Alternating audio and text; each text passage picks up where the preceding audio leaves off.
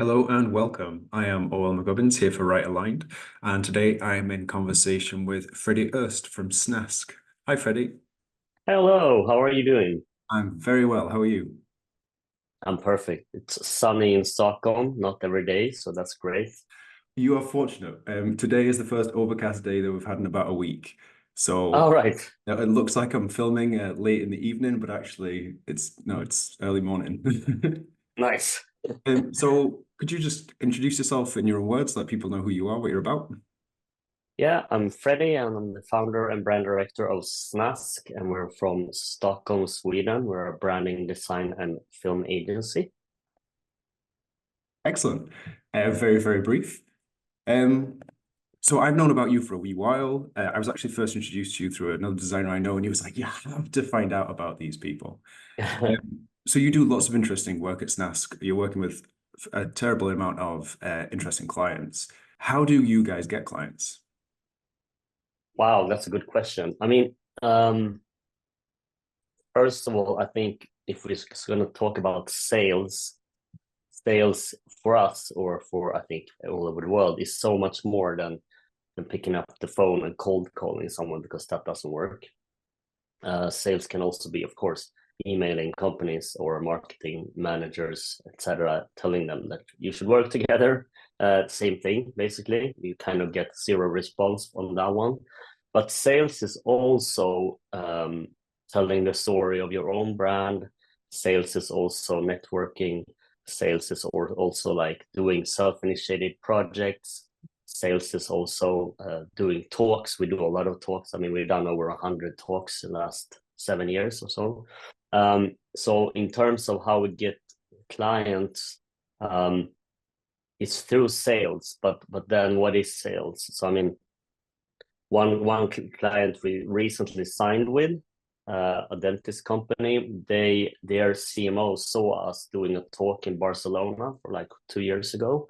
Um, Another client had a lot of designers on their team, and she felt, oh, she asked them basically who should we work with, and her designers loved Snask, and when we asked where did they hear about Snask, it was like from Behance and yeah, seeing us on Instagram, etc. So I mean, it's hard to really know all the time, but it's a mix of people googling, people hearing about us, people seeing our talks, people reading about us. I mean, yeah, so I think that's basically how it is. It's very seldom that we manage and succeed to contact someone randomly and it actually ends up being a fruitful like project. It's actually, I think, much harder than that, but we do that as well. But it's, yeah, it's not cold calling. Hmm. See, that's interesting because in the so people who are freelancers, if you listen to people online, a lot of what you hear is you need to be reaching out to people, you need to be having starting conversations like this kind of thing. But what you're saying is, it seems to be that in your experience, it's the exact opposite. It's all the, I guess, brand-led stuff. So that talking about the company, putting yourselves being seen in interesting places, and folk coming across you in other ways that's actually working for you. Yeah, and I mean we're not geniuses or that our way is the only way, of course. Yeah. But I do think that, yeah, it works for us. It's how we chosen from the start to position our company to be out there and be open with what we believe in, our values. For example, we don't compete with our work. Sometimes we have to because if the client like wants to compete with our work, of course, then it have to be sent in, but we don't normally compete with our work. Um, and that's another channel where maybe a lot of other agencies get clients from because they win awards or whatever. Mm. But to us, it's a bit troublesome because we would then need to care about who's sitting in the jury, and then we noticed that other agencies become more quiet. They don't need, dare to speak up as much. They don't dare because they're more nervous about what the industry thinks or blah, blah, blah. Since we don't even compete with our work, we're never we don't care what the industry think about us. We're more like, it doesn't matter because we don't compete with our work anyway. The only competition we're in now, we got nominated without even sending it in. It's for a Grammy for the best music video that Eric directed for the Hives. So we're going to that. Yeah, so tomorrow we're actually going to the Swedish Grammys in pink suits, and that award actually is one that we would like to win. And Eric used to be a drummer, and he was never close to winning an award. Sorry, Eric, but you weren't. So he did tour Europe a few times with some bands, but he was never close to win a Grammy. And this is fun then. That yeah, if you couldn't win it as a drummer, you can become a director and win it anyway.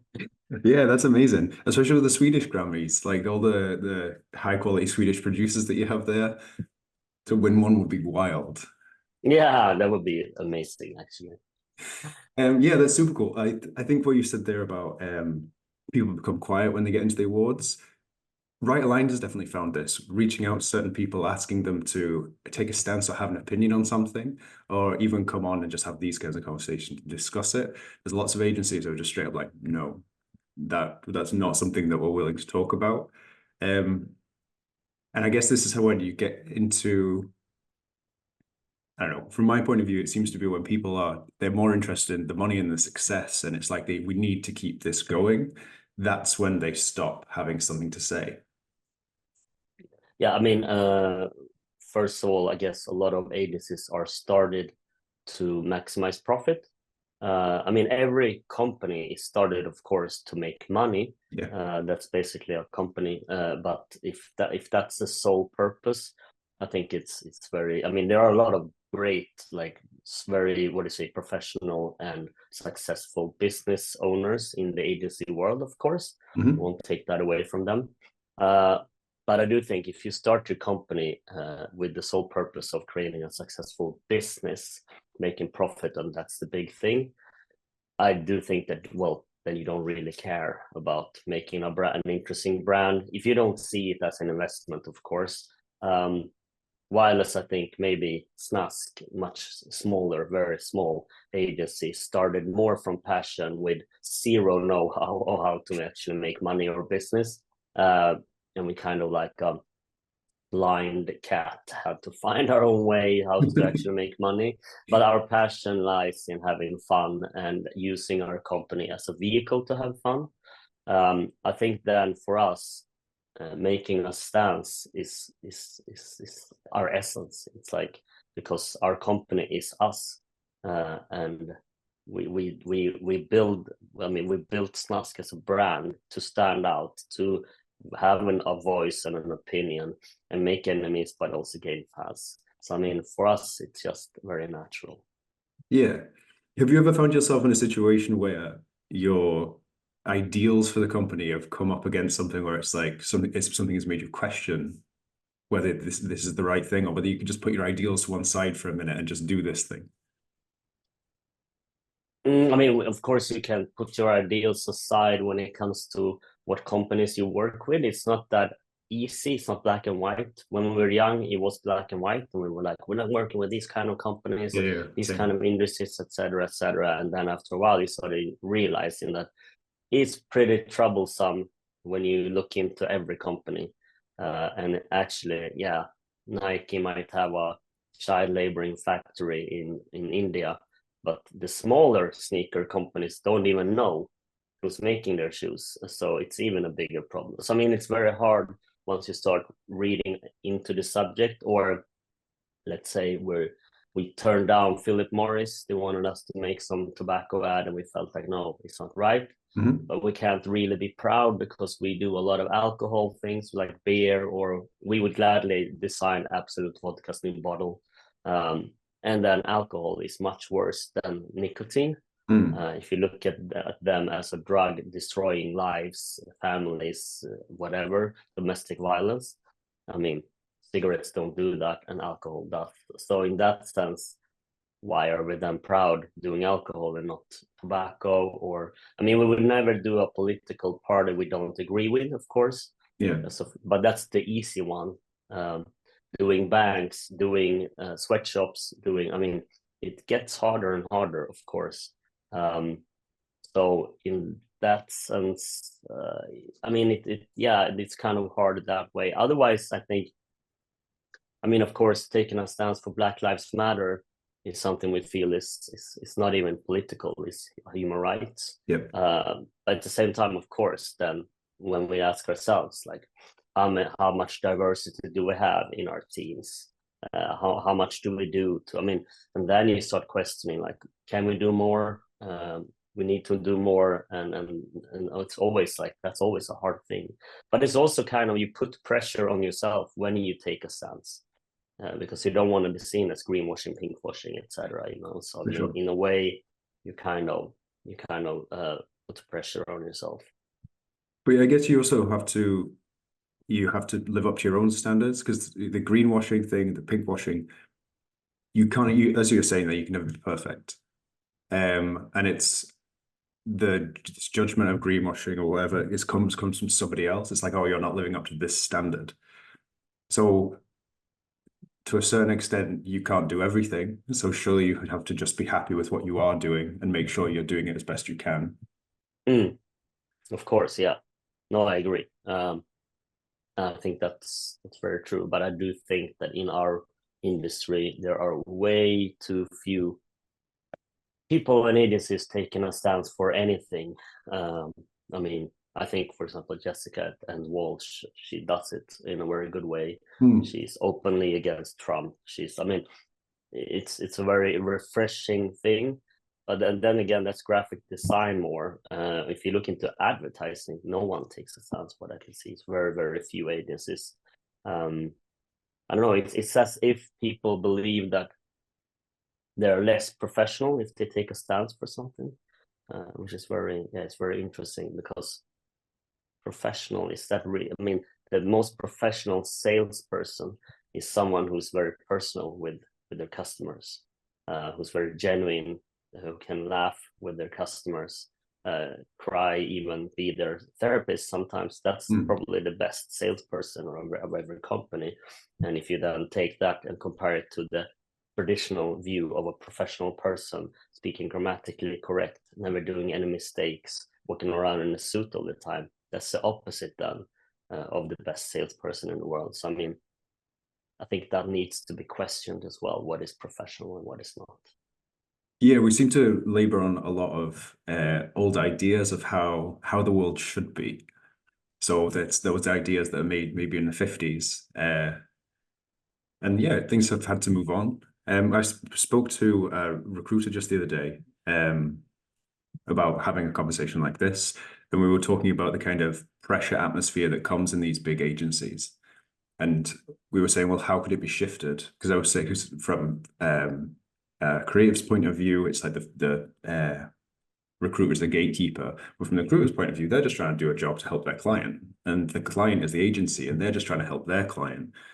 I was like, well, to change some of this, the client needs to change what they want, because otherwise the agency can't just say, you know, we're not going to work this tight timeline. We're not going to do this kind of work or whatever, because then the client will go to someone else who will. It's like we can't, it feels like it needs a bigger shift. It can't really come from the creative side. Like, we can work in little bubbles and try and do the right thing, but you can't make the big shift unless the end client is actually the one that wants to change themselves. Well, yes, in a way, I agree. And if you then take that one step further, of the client being companies, then the company owners or the investors are the people. And if you then take it one step further, you realize it's old white men up there. They don't want to change shit. And that's the core problem, of course. But then again, I do think that we have a responsibility, and we have a way of changing things. I mean, there are a lot of change that happen from the grassroots movements. I do think that, I mean, as an agency, you can choose to, like, at this agency, we don't work overtime. We want people to go home at 5 o'clock. For us, it's important. It's also not even smart. It's actually stupid to make people work overtime, because if they work over time, they won't have a life, and if they don't have a life, they will become depressed. They will become would say go on sick leave, and they will get stressed. All these things it's not even like it's facts now. It's science that this happens, and you will lose more money on having employees working overtime instead.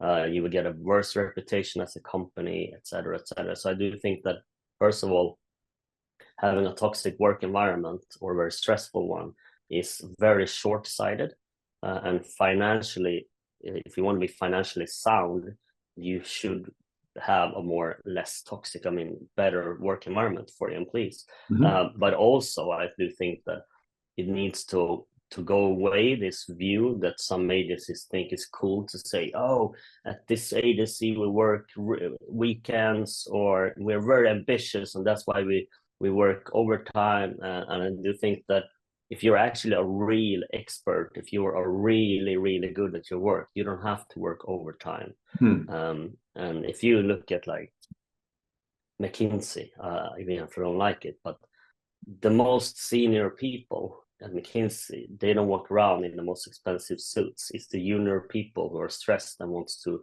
show off that does that. The most senior people comes in on a fucking Hawaii shirt and shorts. Because they don't have to care, you know. And they don't have to work overtime. And you know, so I do think that it's a very strange culture, and we never liked that. We never liked that. We never had people work overtime. Of course, it happened when it's like, oh, we need to do this pitch. It needs to be in 3 days, and then sometimes we then worked in the evenings, and then we said like, okay, now you get days off because we worked overtime. But it's not smart financially to have people work their ass off. So yeah. But even just your first point about people need to have a life. If a person isn't able to go home, you know, listen to some music, go to a museum, talk to other people, it's like they're not going to continually bring new ideas. So they won't be able to be creative if they're not given space to do that. If it's just like exactly. being rinsed for their creativity. For sure. So yeah, there's lots of ways that the world isn't quite working for us creative folk just now.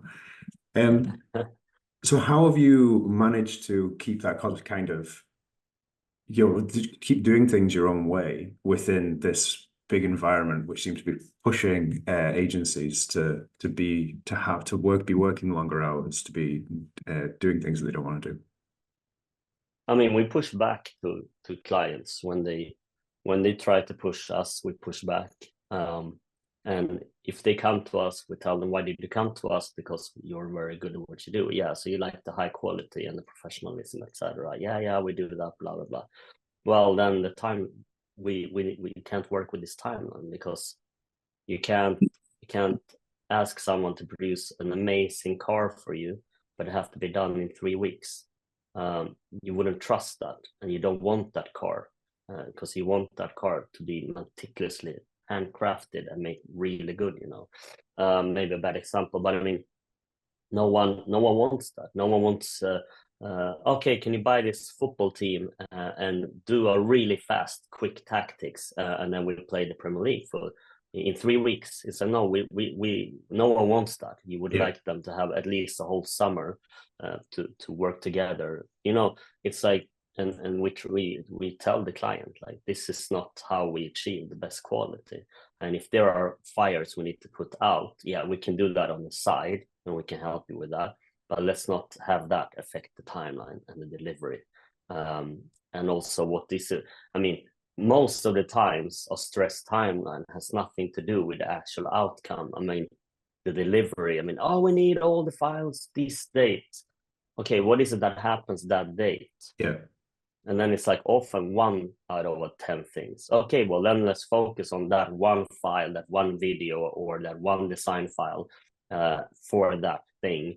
And then the rest we can deliver later. And then we don't stress the timeline. So I do think that it's like, I think a lot of agencies also are afraid of the clients, thinking that they need to abide everything and obey everything that they say and want. We also think that we never felt that we had to do that. And I mean, it's kind of easy when you fall back on quality, when you like No, but we care about quality, and we care that you're going to get the best bang for the buck. So naturally, we don't want to stress this.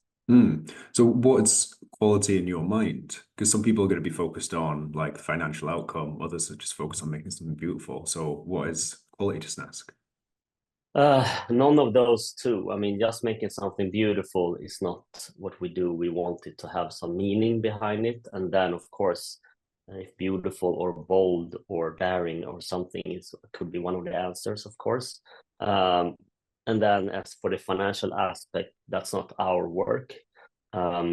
If you have a business model that don't work, working with Snask is not going to solve that part. It might help it, but branding is long term. It's not short term. We can't do a branding and a new visual identity, and once we delivered it, the next day you're gonna see the sales go up. Yeah. Because that's more short term sales. It's more performance marketing. It's more advertisement, like ads.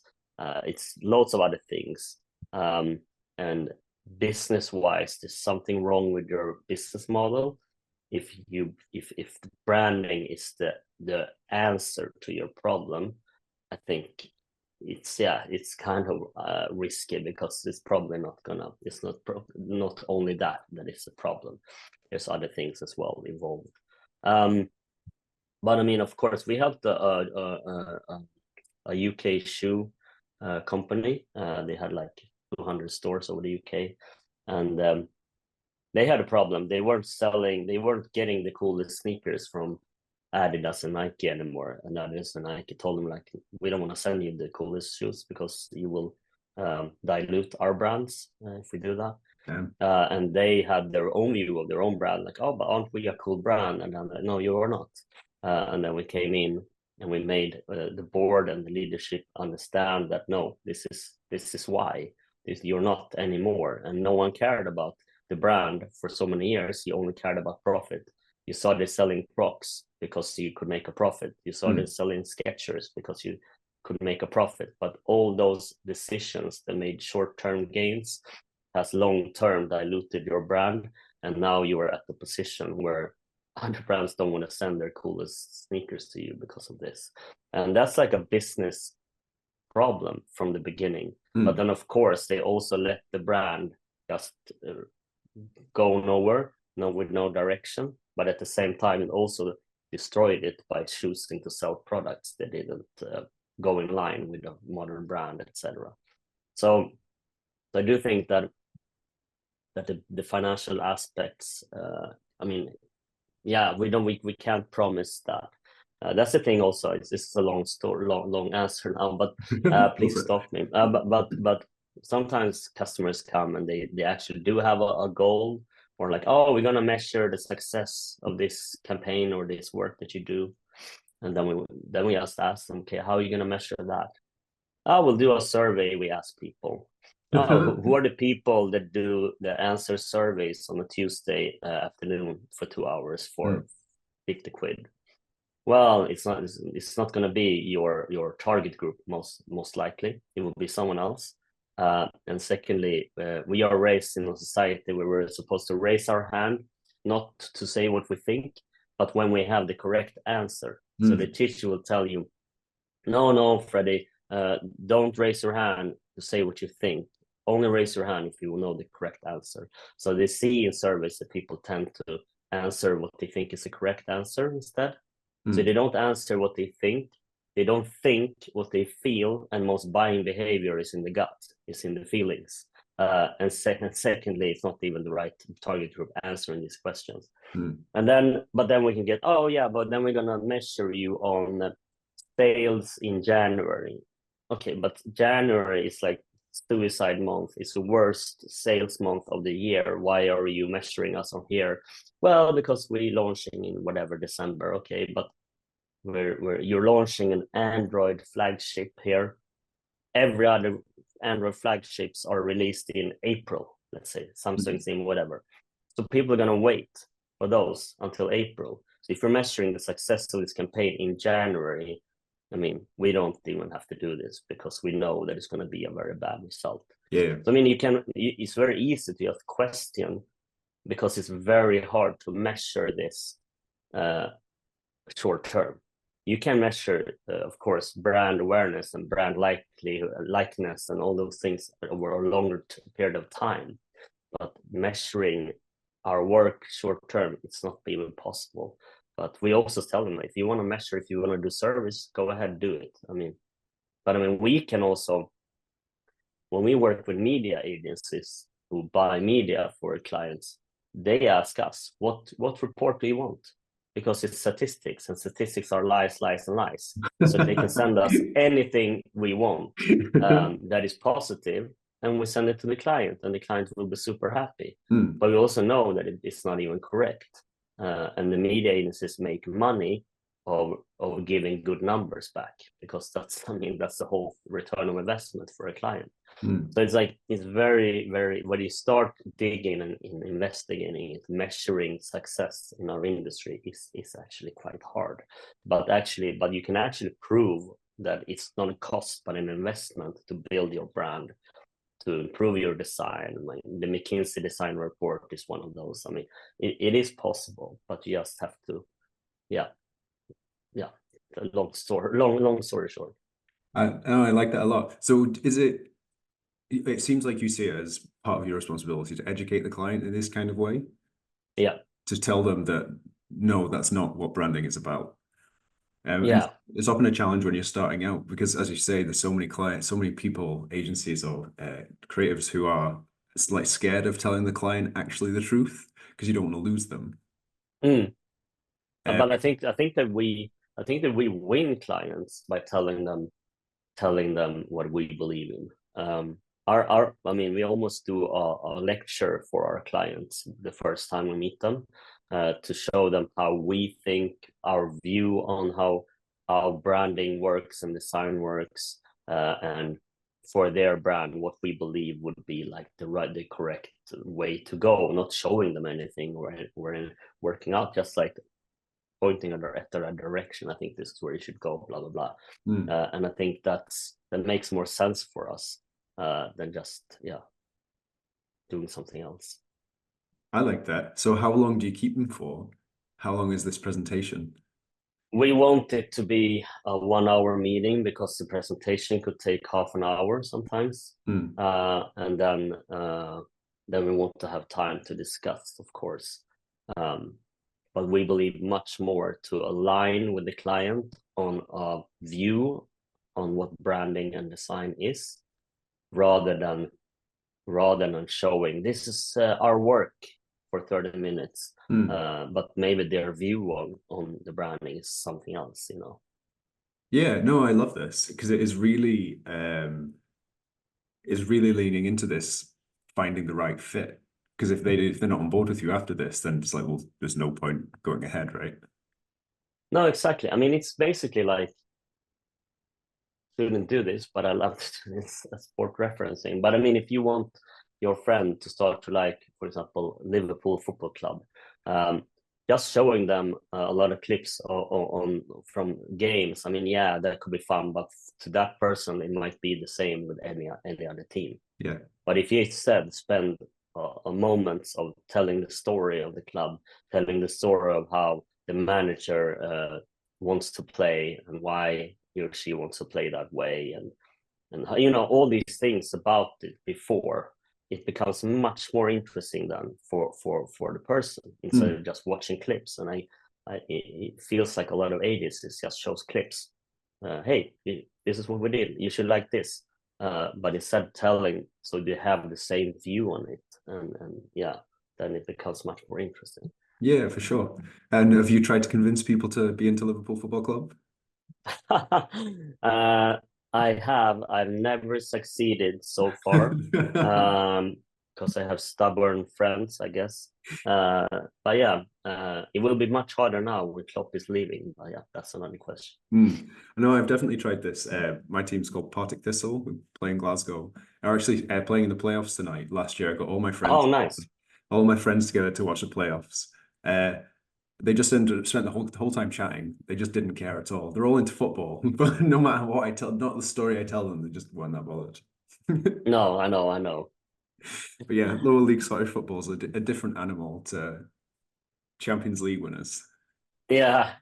Well, So when we spoke previously, we talked about we talked a lot about agencies and that kind of thing. One of the things you said is it'd be perhaps better for the creative world if we had fewer people trying to do everything, so these full service agencies, and more people who are specifically do one thing and do it very well. hmm Is this something you can talk on for a wee while? yeah. I mean, first of all, a lot of companies are building big marketing and design, like in-house design agencies. Hmm. And they get a lot of good creative directors and design directors on their teams, who then get a lot of great designers and marketing people and copywriters on their teams. So naturally, there's less than need for a full service agency. But then again, the full service agency, we felt from the beginning, 17 years ago when we started out, that it's a dead end. Um, it's like a decathlonist being fairly good at 10 different things at the same time. Hmm. But that person is not the fastest on 100 meter, doesn't jump the highest in high jump, doesn't jump the longest, doesn't there's not no expertise in any of them. Then it's just like fairly good at a lot of things at the same Mhm. time. While as I think the niche agencies, they said you then do what you are best at and where your passion lies. And then it makes sense then for a big marketing or in-house design agency to bring in your expertise, the niche that they can't employ anyway, because people of that level would never want to be employed, etc. So then they can just bring you in, you do the most sharp parts of whatever they need, Mhm. and then their in-house design or marketing team will do the rest. And I think that's the future. That's how it's going to work. I think even more in the future, it's going to be very small teams, small agencies that put together teams of other agencies or freelancers, consultants, etc., to work on projects. So even less big agencies, even it's because I don't really believe in that way of doing things, and I really wish that will be the future. Yeah, I've always seen, so my time in design, it seems that the big agency, it becomes boom and bust. It's like in the good times, the agencies get huge and they employ lots of people and they seem like they're overfed. And then when money gets a bit tight, they just hemorrhage people to go back to a smaller size. And that never seems sustainable. If you have this boom bust, then there must be something wrong with the way you're going about it. Um, Yeah, and I've seen these agencies where if you person go in there as a creative person, you're just like working in just on a conveyor belt. Every day you're yeah. doing like one thing. And that doesn't seem like definitely from how I like to enjoy my work, that doesn't seem like a very creative life. No, no, for sure. And it's also this misconception from clients sometimes that working with a big agency is more stable and it's better. And it's like, oh, but you're only 10 people, and this agency is 100 people, so we want to work with them. Yeah, but you Hmm. won't work with 100 people. That agency will put 5 people of their team at the most to work with you. So it will Hmm. be exactly the same thing, only that your team that you will be assigned will be the people who have nothing to do at the moment. Yeah, they're So it won't available. be the best team possible. It will just be the people who have less to do at the moment. So it's like, yeah, it's not a good model, I think, for anyone. Hmm. But again, I don't know, maybe the creative industries seem to lots of our clients really opaque and they don't really understand it, because they do seem to have these really strange views of how, and it's not to blame them for anything, but they don't seem to understand how things work, what they get, or how to make the best decision and who to work for. Yeah, exactly. It's this misconception that but we're working with this big agency now, and then they feel more safe in their decision. Their boss might ask them, and they say, "Yeah, we were going to work with this agency, and it feels safer, etc." But it's not Hmm. safer. But it's the same way that people believe sometimes that being employed instead of a freelancer in our industry, being employed is very safe. and being a freelancer is very unsafe. Mm. And when you look at it, it doesn't even have to be like that. Sometimes a freelancer will have at least 2-3 salaries on an account just in case, and an employee might not even have 2-3 months leave in their contract. Mm. And as you said, especially big agencies, they hemorrhage their employees when times are worse. And it's not even that they go bankrupt. It's just that, oh, we have less profit now. We're going to fire half of the team. Mm. So our profit go up again, and then we can grow again. So actually, you're in less control, and it's very hard. So, I mean, that's also a misconception, I think, that you're very unsafe as a freelancer and you're very safe as an employee. I think it's not really accurate in our industry. No, I don't think so at all. I think it's sometimes from a freelance point of view, it can feel that way. But when you talk to most people, yeah, they have things in the pipeline. They have people that they can reach out to, or people that reach out to them. Nearly everyone I speak to says when it gets really tough, something just seems to appear. Yeah. So as long as you yeah, exactly. And yeah, exactly. And I mean, of course, you can believe in law of attraction and stuff like that, or networking and being nice to people will actually give you something in the end, or being generous. But also, I think, I mean, you know more about your financial situation as a freelancer than as an employee, because you won't know until it's very, very bad. And then other people will know before you that you are getting fired. And I mean, it's often like that, naturally. And I understand that model, how it works. But yeah, I just think that, yeah, sometimes being freelancing is not that bad. Have you, do you ever see that in your future, or is Snask too much of a good thing? I mean, Snask is me and Eric freelancing, basically. It depends on what you mean and how you see it. But I mean, it's our way of our vehicle to have fun.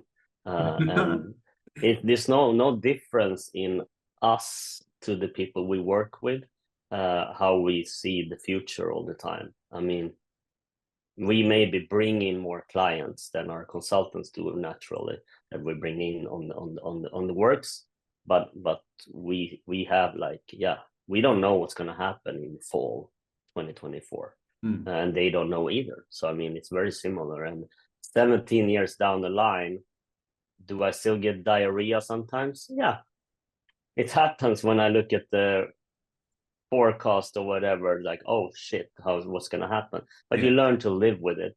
You learn to live with it, and it's not as stressful as it used to be, I think. And yeah. Well, when I first started out, I went to every person that owned a business and asked them, like, does the fear ever go away? And every single person was like, no. It gets bigger, it gets more complex, it talks to you in different ways, but it's a friend along the journey, and you just have to get used to it. It is, but also it's like, I do think that there's also a misconception in society that being able to be very safe and calm is something good. But that's also when you suddenly find yourself fat and happy, and your partner is leaving you, and you be lazy in your relationship with your partner, and you took him or her for granted for a long time, and suddenly they're leaving you. You know, what happened here? You need to kind of be on your toes. You need to choose each other every day. But that also goes for partnerships in company. It also goes for clients. It also goes for, I mean, you kind of, it's good to have something to keep you on your toes. Otherwise, the opposite of that is actually also dangerous. If you see it as dangerous, you might risk your job because you got fat and happy, and then suddenly you get fired. You have no portfolio because you didn't really care about your job for 3 years, and it's very hard to get a job in a crisis because everyone is laying off. So then, with this in mind, you now have to start freelancing. That's a way worse position to be in than if you actually had control over your own, and you have that thing always stressing you but also keeping you on your toes. It's, I mean, I don't think it's clear if something is worse or better than the other. No, I don't think so. I think there's good and bad on both sides. But just on that point you were making there, there's a history podcast I like listen to, and it says empires wear clogs on the way up and silk slippers on the way down.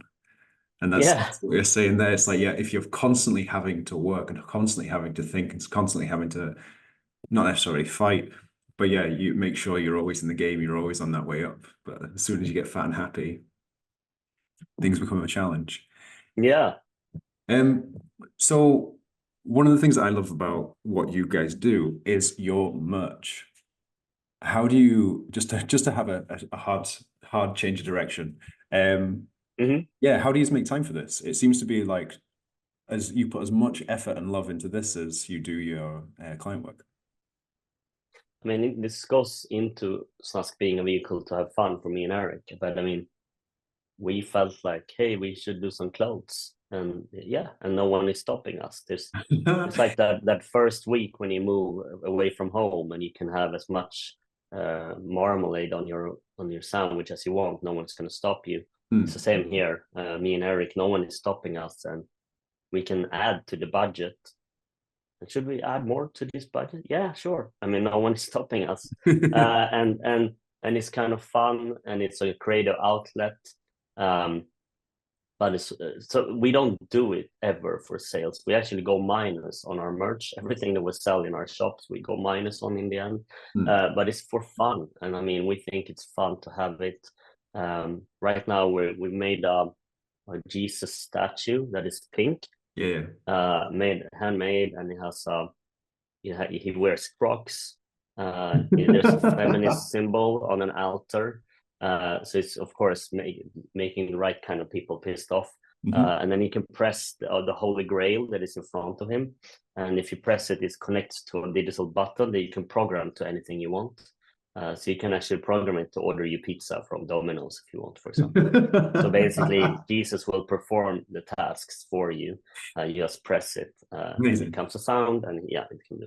And that's just from like what could be stupid, piss people off, but still be in the right way that we like. So yeah, so that's actually the prototype is finished. So now we just need to like figure out how we're gonna launch it.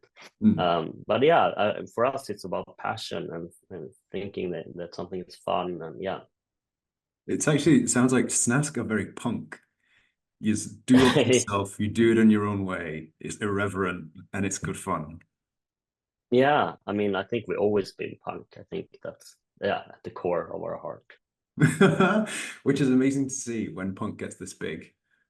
Yeah, We got out of the sure is. basement, guys. Yeah, exactly, exactly. Um, but yeah, to be honest, I have touched on absolutely everything that we covered. Is there anything else that you'd like to share with us before we wrap up?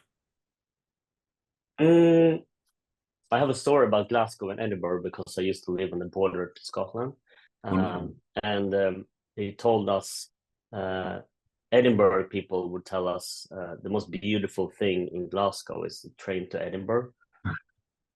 And then we went to both cities, and yeah, Edinburgh is of course beautiful, but we found it way less fun than Glasgow. Glasgow Hmm. was so much more fun, lively, more grimy, more dirty, of course. But yeah, really, really always love that city. So yeah, I'll leave you with that. Yeah, I love that. It's only when I was living there, I'd always say to people, come to Glasgow for exactly those reasons. Like Edinburgh's beautiful, it's beautiful, but Glasgow's where there's life. And Yeah, now I'm away when I meet people on holiday or whatever, and they're like, "Oh, I'm going to go to Scotland." I always say, "Just go to Edinburgh. You'll enjoy it. It's beautiful." So yeah. the further away I am, the more I'm like, "Yeah, go to Edinburgh." But then when every time I go back to visit, it's close. Yeah, Glasgow's home. Glasgow, yeah, it's Scotland, but with it's all the where all the culture happens and all the stories, the good stories come from. Yeah, for sure. Well, before we wrap up, I think to you've actually covered this in every part of our chat so far, but just in a single sentence, how do you stay happy in your work?